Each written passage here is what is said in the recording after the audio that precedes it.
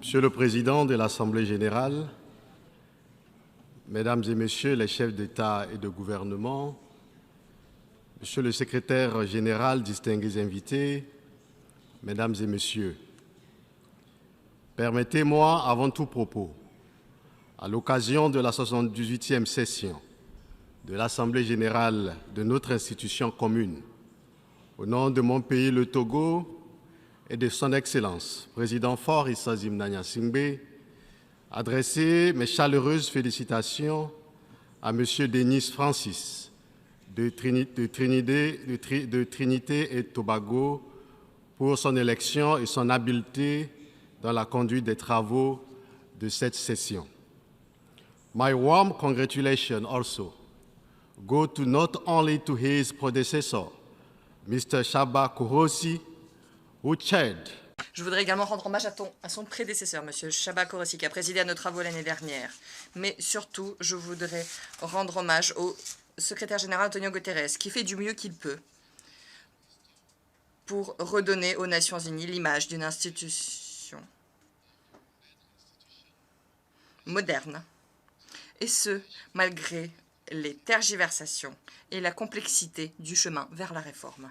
Et aussi présenter les condoléances et le soutien du président de la République togolaise, Faure Gnassingbé, et du peuple togolais au peuple et gouvernement frère du Royaume du Maroc et de la Libye après le séisme et les inondations dans chacun de leurs pays. Monsieur le Président, Mesdames et Messieurs, au moment où nous sommes réunis dans cette enceinte, le constat est que notre monde présente un état peu reluisant.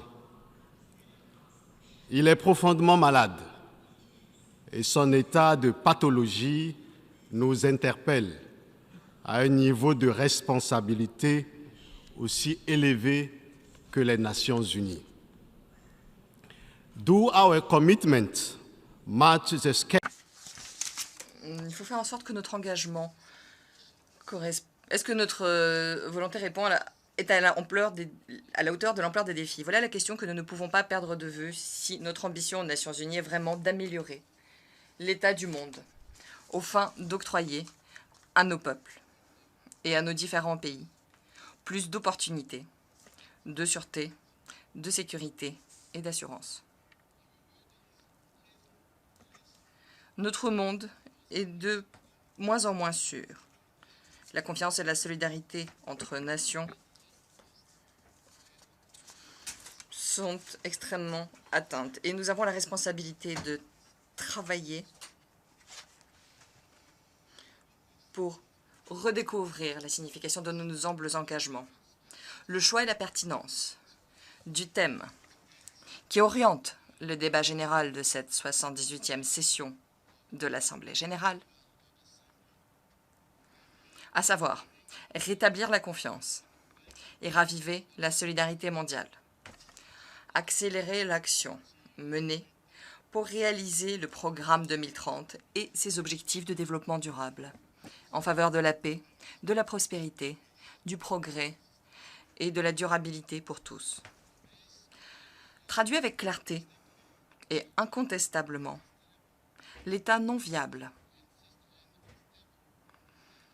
perturbé et instable du monde, mais aussi notre détermination à faire les choses en mieux. L'émergence de nouveaux foyers de tension dans le monde doit nous interpeller. Monsieur le Président, Mesdames et Messieurs, je viens d'un pays, le Togo, et d'un continent aujourd'hui très éprouvé, l'Afrique. Oh, notre Afrique, Afrique des libertés, Afrique de nos pères, oh, Afrique de nos mères, tu es blessé et meurtri. Notre continent, l'Afrique, fait face à une vulnérabilité multisectorielle, vulnérabilité face à une faiblesse de nos revenus, vulnérabilité due au faible niveau de développement vulnérabilité face aux crises sanitaires de grande envergure, vulnérabilité due aux effets du changement climatique, vulnérabilité due à la perturbation des chaînes d'approvisionnement alimentaire mondial, vulnérabilité due à l'envahissement de l'espace cybernétique africain par les cybercriminels et la désinformation, vulnérabilité due à la récurrence des conflits armés et à l'actualité de la guerre, vulnérabilité due à la dissémination du terrorisme international sur le continent qui menace la paix et la stabilité internationale. Le terrorisme s'est développé de façon inquiétante sur notre continent les dernières années au Sahel, dans la région de la Corne de l'Afrique, en Afrique australe. Et l'Afrique risque de devenir un sanctuaire du terrorisme international et de demeurer le maillon le plus faible du système sécuritaire mondial.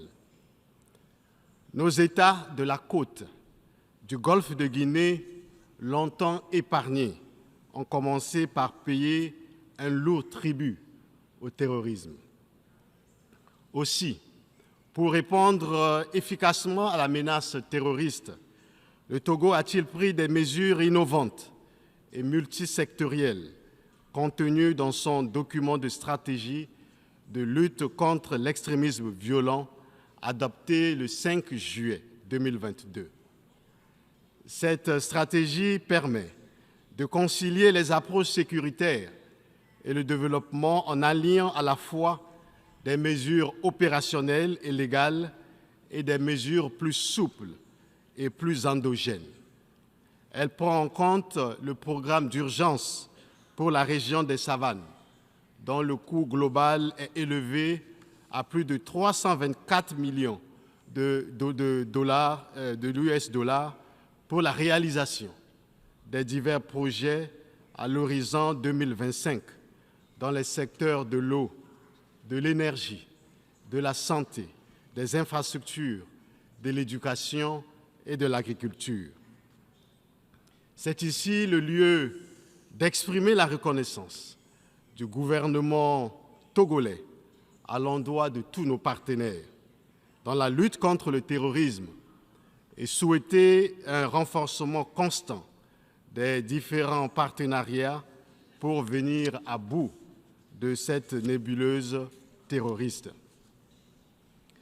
Face aux nombreuses situations de vulnérabilité et crises qui frappent l'Afrique et qui n'épargnent fondamentalement aucun pays du continent, le gouvernement togolais œuvre au plan national à faire progresser l'agenda de développement à travers une ambitieuse feuille de route 2020-2025. Le Togo a réalisé un ensemble de projets prioritaires aux retombées économiquement, socialement et structurellement épanouissantes pour nos populations. La santé à travers la mise en place d'une couverture santé universelle, la souveraineté alimentaire, l'inclusion socio-économique et le travail décent pour l'épanouissement de tous et une prospérité partagée restent les chantiers prioritaires de l'action gouvernementale. Monsieur le Président, Mesdames et Messieurs, les efforts du gouvernement visant à faire du Togo un pays ouvert au monde se poursuivent. Il nous tient à cœur de renforcer la stabilité économique, sociale et démocratique qui concourent à l'attrait des investisseurs et qui garantissent la place du Togo en tant que destination privilégiée. Les actions multiformes que nous menons s'arriment aux engagements onusiens et africains des agendas 2030 et 2063 et s'inscrivent dans la quête commune d'un développement durable, partagé par tous les membres des Nations Unies. Dans ce programme, une place de choix est accordée à la protection et à la préservation de l'environnement. Il s'agit là de la traduction dans les faits de la détermination du Togo à s'unir à l'effort international en matière de lutte contre les effets néfastes des changements climatiques. Ainsi, pour gérer et protéger durablement les écosystèmes marins et côtiers, le gouvernement togolais a axé ses priorités, d'une part, sur la gestion et la protection durable des écosystèmes marins et côtiers, la réglementation de la pêche, la réduction de la vulnérabilité des personnes et des biens aux phénomènes climatiques extrêmes, et d'autre part, sur la lutte contre la pêche illicite, non déclarée et non réglementée et la promotion de l'économie bleue. En matière de protection durable de l'environnement marin et côtier, le Togo a mis en place un programme régional de gestion intégrée du littoral et de lutte contre l'érosion côtière. Le Togo ambitionne d'assurer la protection de 90% de ses côtes à l'horizon 2025. Enfin, dans le cadre de la préservation et de la restauration des écosystèmes et la lutte contre la désertification, le Togo a lancé un important programme national de reboisement d'1 milliard d'arbres à l'horizon 2030, interdit l'importation, la commercialisation et l'utilisation du glyphosate et de tous les produits le contenant, ainsi que la promotion de l'utilisation des biopesticides et biofertilisants dans notre pays. Dans le domaine des énergies renouvelables, des partenariats stratégiques et diversifiés ont été noués pour la fourniture des services fiables, modernes et à moindre coût en milieu rural. Ainsi, les fonds d'accès à l'électricité par tous dénommé Fontinga a été créé avec pour ambition de permettre au Togo de garantir à l'horizon 2030 un accès universel à des services énergétiques fiables, durables, modernes et à un coût abordable. À travers le projet CISO, des kits d'énergie solaire sont fournis aux populations rurales vulnérables sur toute l'étendue du territoire national, tandis que le gouvernement poursuit inlassablement l'installation de centrales photovoltaïques et de mini-centrales solaires, contribuant ainsi au renforcement de la part contributive de l'énergie renouvelable dans la politique de gestion énergétique du Togo. Monsieur le Président, ainsi nous tenons à saluer les engagements pris et annonces faites lors de la COP 27, notamment la création d'un fonds spécifique sur le financement des pertes et préjudices au profit des pays vulnérables durement touchés par les catastrophes climatiques. Il s'agit d'une avancée majeure dans le cadre de la justice climatique tant exigée par les pays en développement.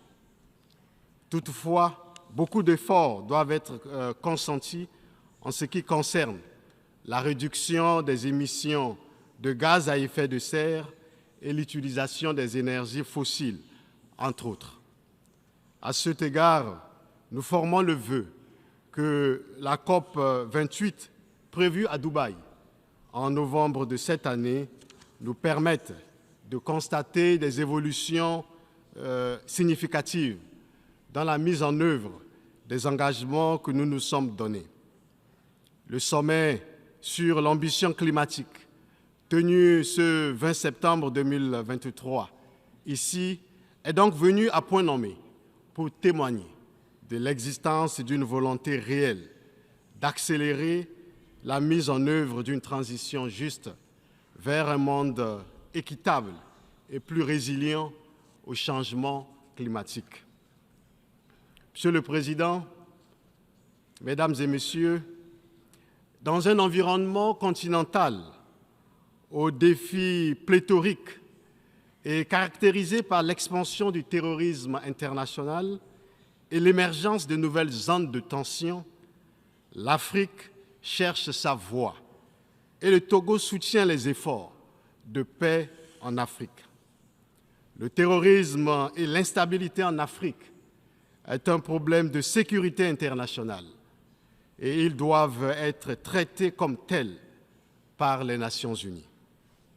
Notre région ouest-africaine, où plusieurs États sont en transition, dans un contexte sécuritaire volatile, doit être soutenue dans un élan de solidarité active.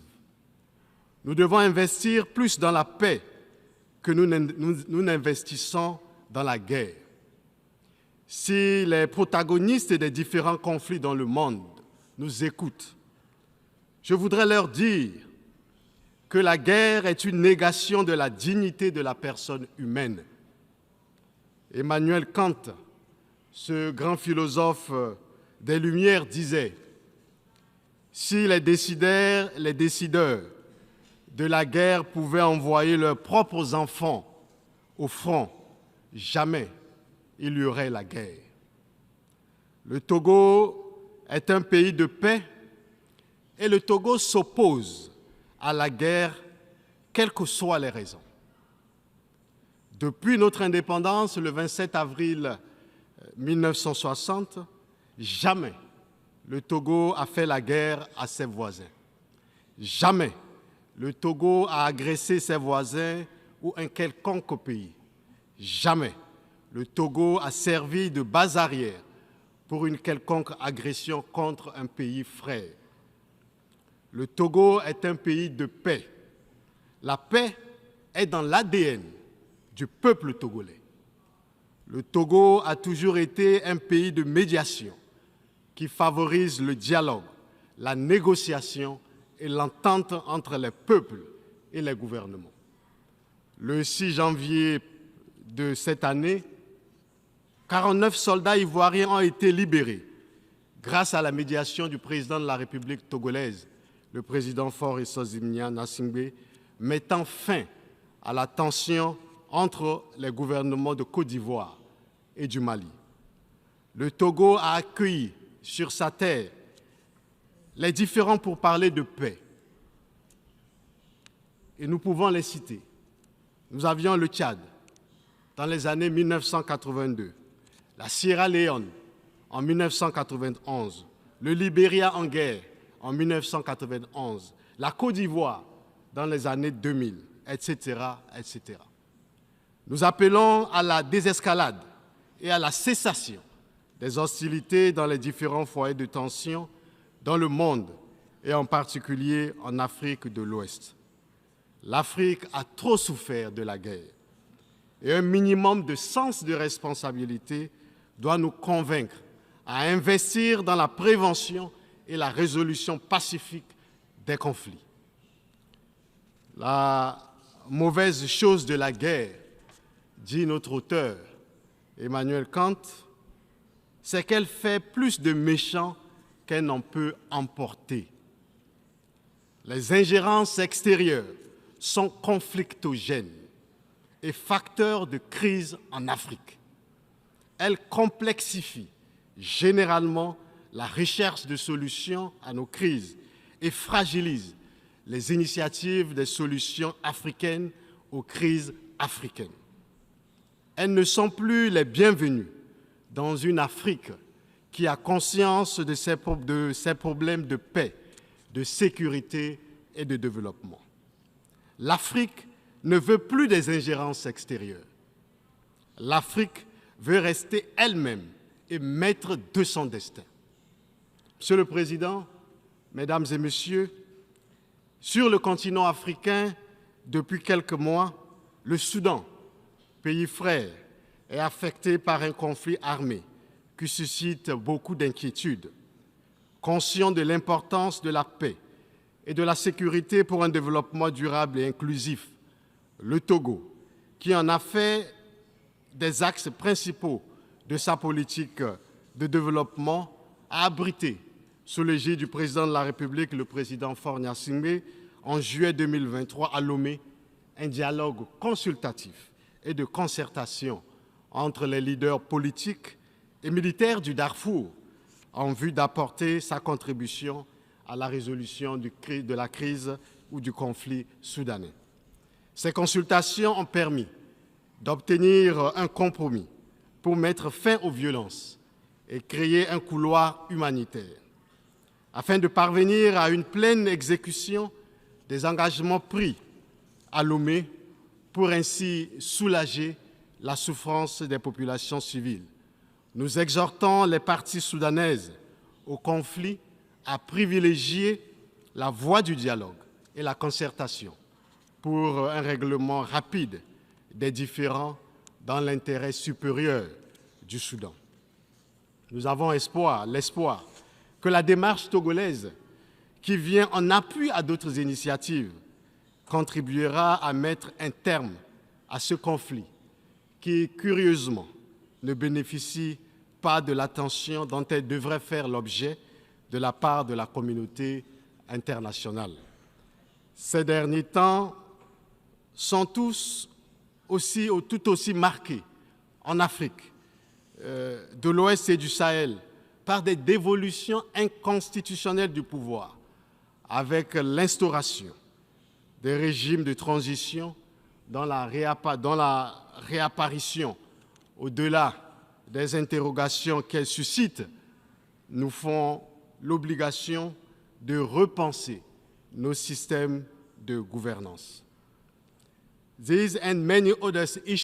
Ces problématiques et tant d'autres seront examinées dans le cadre du Forum pour la paix et la sécurité de Lomé. La première édition de cette manifestation est prévue pour les 21 et 22 octobre 2023, sous le thème du renforcement des transitions vers la gouvernance démocratique en Afrique. L'objectif est d'examiner comment développer des stratégies visant à relever les défis des transitions politiques, et ce d'une manière coordonnée, pertinente et efficace. Face aux crises politiques et sécuritaires qui transforment l'Afrique, il est plus que nécessaire d'adopter une posture d'adaptation. Togo et certains autres pays ont décidé, donc, à Lomé, en mai 2023, de créer l'Alliance politique africaine, qui se veut un cadre de concertation, de dialogue politique et d'action commune, fondé sur des liens historiques de fraternité et les principes d'égalité souveraine des États, d'indépendance et d'unité d'action. Réforme du Conseil de sécurité des Nations Unies. Nous ne voulons plus revenir dessus. L'Afrique, nous l'avions déjà dit, ne peut plus rester en marge de l'instance à laquelle il revient d'assurer la paix et la sécurité internationale. Le Conseil de sécurité ne peut plus demeurer une simple affaire des vainqueurs et leurs alliés du deuxième conflit mondial. Rien ne peut plus justifier le maintien du statu quo. La structuration idéologique et institutionnelle du monde d'après-guerre est désormais obsolète. Le statu quo ne peut plus continuer. Monsieur le Président, Mesdames et Messieurs, nous sommes à une nouvelle ère des relations de l'Afrique et du Sud global avec le monde. Et l'Afrique n'entend plus dans la nouvelle dynamique rester dans l'ombre d'une quelconque grande puissance. Le temps où d'autres entités prétendaient parler au nom d'une Afrique qu'elles n'écoutent même pas ici, aux Nations Unies et sur la scène internationale, est révolue.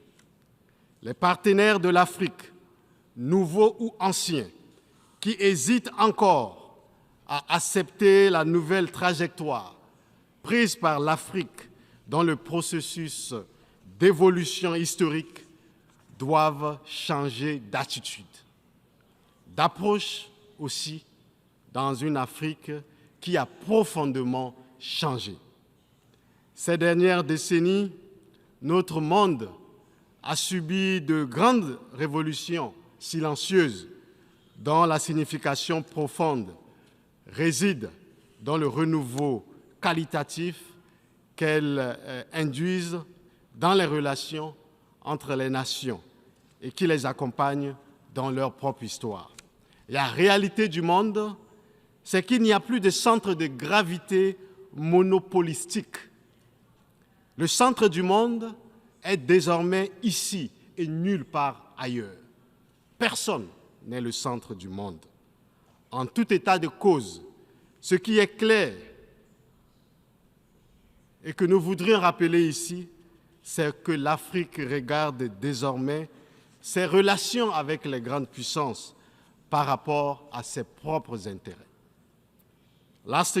L'année dernière, depuis ce même pupitre, je vous ai dit que l'Afrique ne voulait plus s'aligner sur les grandes puissances, quelles qu'elles soient. Le rôle assigné à l'Afrique en ce XXIe siècle évoque l'image que certaines puissances de notre continent ont toujours. L'image d'une zone d'influence. Nous devons nous préoccuper de la place que l'Afrique occupe sur la scène mondiale. Aujourd'hui, l'Afrique n'occupe pas la place qui devrait être la sienne sur la scène internationale. Les grandes puissances veulent réduire l'Afrique à une entité purement instrumentale au service de leur cause. Et de toute évidence, ne veulent pas que notre continent puisse jouer un rôle important. Les fractures de l'ère coloniale entre l'Afrique dite francophone, hispanophone, lusophone, arabophone, anglophone, ces fractures se sont réduites, tout comme se sont atténuées les idéologies d'après-guerre froide, idéologies qui ont dominé toute la deuxième moitié du XXe siècle. Aujourd'hui, l'Afrique veut être elle-même. Et nous disons aujourd'hui, cette dernière année, nous préférons parler d'africanophonie. L'Afrique s'attend à plus d'égalité, de respect, d'équité et de justice dans ses relations et ses partenariats avec le reste du monde, avec les grandes puissances, quelles qu'elles soient. Aujourd'hui, les Africains veulent être de véritables partenaires. L'Afrique n'est pas dotée des mêmes haut-parleurs que les grandes puissances du monde, mais la voix de l'Afrique compte et doit compter si nous voulons que l'Afrique puisse être un véritable partenaire dans le cadre des grandes problématiques internationales. De l'architecture multinationale mondiale préoccupe l'Afrique au point qu'elle sera au cœur du 9e congrès panafricain de 2024 prévu à Lomé. Pour ceux qui ne le savent pas, le temps est celui du réveil africain, panafricain. Dans l'élan panafricain et conformément aux nobles objectifs des pères des indépendances africaines, l'Afrique et les Africains réclament et entendent porter leur voix, et ceci de façon souveraine, de façon libre, indépendante, sur la scène internationale. Monsieur le Président, Mesdames et Messieurs, l'Afrique sait ce qu'elle veut. Les peuples africains et du Sud global sont frustrés car ils se sentent insultés, ils se sentent déshumanisés. Et parfois, ils se demandent qui donc êtes-vous pour bafouer notre humanité ainsi? Qui donc êtes-vous pour nous mépriser ainsi? Qui donc êtes-vous pour nous humilier ainsi? Notre organisation commune, l'Union africaine, travaille à porter au mieux l'espoir et la voix d'une Afrique blessée, souveraine, qui veut être souveraine, libre et indépendante sur la scène internationale. Mais aussi, nous y travaillons dans le cadre de l'Alliance politique africaine lancée à Lomé, au Togo. Les rivalités entre les grandes puissances ne doivent pas être d'emblée celles africaines. Tout le défi pour nous, nations africaines, c'est d'éviter de prendre part à des rivalités qui ne sont pas les nôtres. Il nous faut porter nos propres combats, qui sont entre autres la lutte contre le néocolonialisme, la lutte contre la pauvreté, l'industrialisation du continent et la prospérité économique, le combat pour la paix, la lutte contre la désafricanisation de l'Afrique et pour la renaissance africaine et la dignité, la lutte pour nous libérer définitivement de toute subordination étrangère, l'engagement pour une meilleure représentativité de notre continent dans le concert des nations et du continent. Nos combats ne sont ni ceux de l'Ouest, ni ceux de l'Est, encore moins ceux d'un quelconque bord ou partie du monde. Nous devons nous concentrer sur nos combats actuels et à venir. La politique internationale ne saurait être réduite à un champ caporalisé où l'on soit obligé de prendre position en faveur d'un camp contre un autre. Nous voulons un système international réformé, fondé sur des valeurs et des principes que respecte tout le monde et respectueux du droit des peuples à se positionner librement selon leurs convenances sur la scène internationale. Le droit des peuples à disposer d'eux-mêmes implique le droit de chaque État à se comporter comme il veut sur la scène internationale, dans les limites du respect de ses engagements internationaux. Sur les grands défis transnationaux de notre siècle, comme le changement climatique et la lutte contre le terrorisme international, nos vues peuvent rencontrer celles des autres, mais elles doivent demeurer nos vues, profondément réfléchies et arrêtées conformément à nos agendas propres. Il n'est plus question pour l'Afrique que nous voulons et portons de jouer les rôles de second plan dans la dynamique d'évolution du monde. L'Afrique dont je vous parle n'est plus prête à accepter la propension de certains pays à faire de leurs préoccupations d'ordre géostratégique celles des Africains. Monsieur le Président, Mesdames et Messieurs, au demeurant, les défis de notre monde sont grands et les nouvelles orientations africaines en matière de relations extérieures obéissent à la dynamique d'un renouveau et d'un changement de paradigme. Le temps est celui du réveil africain et panafricain où notre continent a repris conscience de lui-même et de ses responsabilités internes à l'égard du reste du monde. L'Afrique a besoin d'un partenariat respectueux de la stricte dignité de chacun. Nous voulons être vos partenaires et non vos sujets. Nous voulons servir nos peuples et non servir des intérêts étrangers. Cette nouvelle dynamique n'est dirigée, et nous le disons et répétons, contre personne. Elle est l'expression d'une Afrique nouvelle, d'une Afrique africaine, africanophone, celle qui se veut libre, souveraine, indépendante et maître d'elle-même. En somme, pour la jeunesse africaine, elle est claire, ses mots sont clairs, c'est ceci, nous sommes fatigués, par le paternalisme. Nous sommes fatigués par votre mépris de nos opinions publiques, votre mépris de nos populations et de nos dirigeants. Nous sommes fatigués par votre condescendance. Nous sommes fatigués par votre arrogance. Nous sommes fatigués et nous sommes fatigués. Je vous remercie.